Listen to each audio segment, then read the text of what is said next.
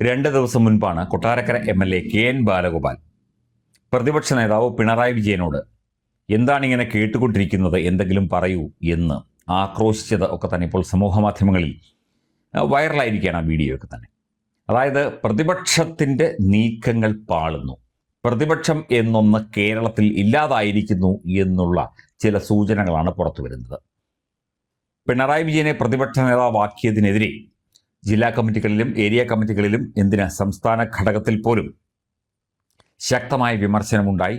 ഇദ്ദേഹത്തെ കൊണ്ട് അതിനൊന്നും കഴിയുകയില്ല, ഇദ്ദേഹത്തിൻ്റെ ഉദ്ദേശം വേറെയാണ് എന്നുള്ള കാര്യം. അതായത് PA മുഹമ്മദ് റിയാസിനെ ഉയർത്തിക്കൊണ്ടുവരാനും ഇദ്ദേഹത്തെ നിയമസഭാ കക്ഷി നേതാവാക്കി അടുത്ത തെരഞ്ഞെടുപ്പിൽ മുഖ്യമന്ത്രി സ്ഥാനാർത്ഥിയാക്കി ഉയർത്തി കാണിക്കാനുമുള്ള ഒരുതരം വെമ്പലാണ് ഈ പിണറായി വിജയൻ എന്ന് പറയുന്ന ഈ 82-83 വയസ്സുള്ള വ്യക്തി കാണിക്കുന്നത് എന്നുള്ള കാര്യം സഖാക്കൾക്കൊക്കെ തന്നെ ബോധ്യപ്പെട്ടതാണ്. അതായത് കേരളത്തിലെ പ്രതിപക്ഷം സമ്പൂർണ്ണ പരാജയം.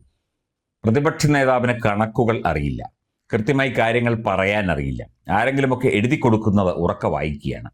നേരത്തെ മുഖ്യമന്ത്രി ആയിരുന്നപ്പോൾ ഉദ്യോഗസ്ഥർ എഴുതി കൊടുത്തിരുന്നു, ഇപ്പോൾ എഴുതി കൊടുക്കുന്നത് AKG സെന്ററിൽ നിന്നാണ്.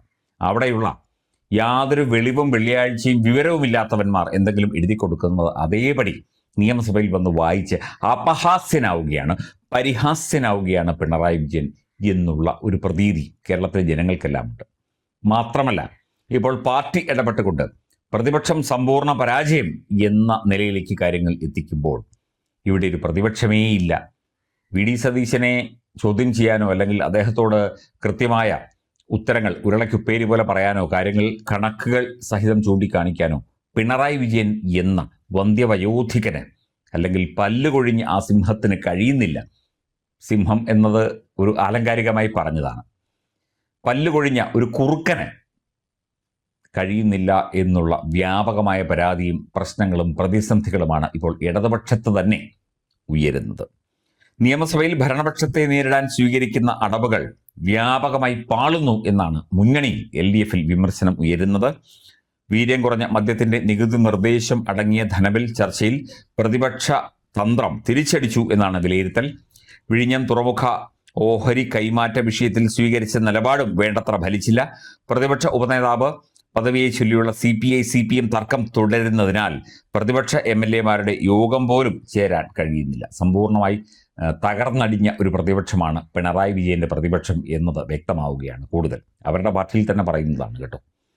വീര്യം കുറഞ്ഞ മദ്യത്തിന്റെ നികുതി ഇളവിനുള്ള നിർദ്ദേശം സഭയിലേക്ക് ഒളിച്ചു കടത്തിയെന്നായിരുന്നു സഭയ്ക്കകത്തും പുറത്തും പ്രതിപക്ഷ നേതാവ് പിണറായി വിജയൻ ഉയർത്തിയ വിമർശനം. ആരോ പറഞ്ഞു കൊടുത്തതാണ്. സഭയിൽ ഒരു ബിൽ വരുന്നതിനുള്ള നിയമപരമായ നടപടിക്രമം പാലിച്ചായിരുന്നു ധനബിൽ സഭയിലെത്തിയത്. ധനബില്ലുകൾ സബ്ജക്ട് കമ്മിറ്റിയുടെ പരിഗണനയ്ക്ക് അയക്കാറുണ്ട്.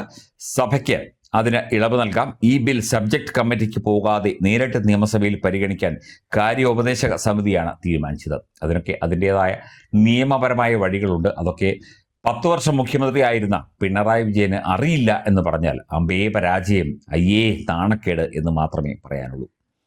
സമിതിയിൽ പ്രതിപക്ഷ നേതാവ് പിണറായി വിജയനും CPI നേതാവ് K രാജനുമുണ്ട്.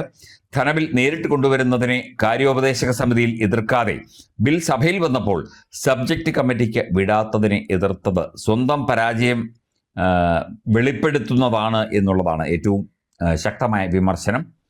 മറുപടി പറഞ്ഞ മുഖ്യമന്ത്രി സതീശനാകട്ടെ KN ബാലഗോപാൽ അവതരിപ്പിച്ച അവസാന ബജറ്റുമായി ബന്ധപ്പെട്ട ധനബില്ല് സബ്ജക്ട് കമ്മിറ്റിക്ക് വിടാതെ നേരിട്ട് സഭയിൽ അവതരിപ്പിച്ച കാര്യം ചൂണ്ടിക്കാട്ടുകയും ചെയ്തു. അതോടുകൂടി ബാലഗോപാലിനും പിണറായി വിജയനുമൊക്കെ ഉത്തരം പൊട്ടി. പിണറായി വിജയന് ഉത്തരം പറയാൻ പോലും അറിയില്ല. മദ്യ കമ്പനികളെ സഹായിക്കാൻ സർക്കാർ ഒത്താശ ചെയ്യുന്നു എന്ന് കുറ്റപ്പെടുത്തി സഭ ബഹിഷ്കരിച്ച് രാഷ്ട്രീയ പ്രതിരോധം തീർക്കുകയായിരുന്നു പ്രതിപക്ഷത്തിന്റെ ലക്ഷ്യം.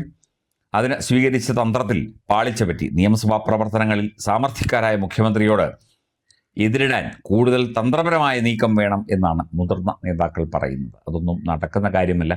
കയ്യിൽ നിന്നെല്ലാം പോയി ഒന്നുമില്ലാതെ വെറും പൂജ്യമായിട്ട് തന്നെ അവശേഷിക്കുന്നു. ഒന്നുമില്ലാതെ വെറും മാനം നോക്കിയിരിക്കുന്നു പിണറായി വിജയൻ. ഒന്നും പറയാൻ അറിയില്ല, ഒന്നും ചെയ്യാൻ അറിയില്ല.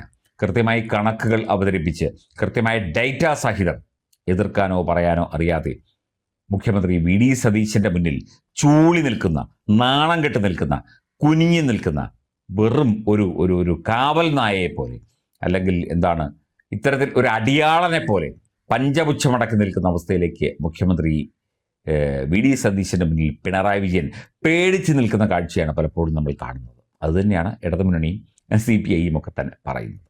ഇതിങ്ങനെ തുടർന്നാൽ ശക്തമായ ആരോഗ്യപരമായ ഒരു പ്രതിപക്ഷമായി ഈ CPMനും ഇടതുപക്ഷത്തിനും നിലകൊള്ളാൻ സാധിക്കുമോ എന്നുള്ള സംശയമാണ് ഇടതുമുന്നണിയിലെ നേതാക്കളും CPM നേതാക്കളും ഒക്കെ തന്നെ ഉന്നയിക്കുന്നത്.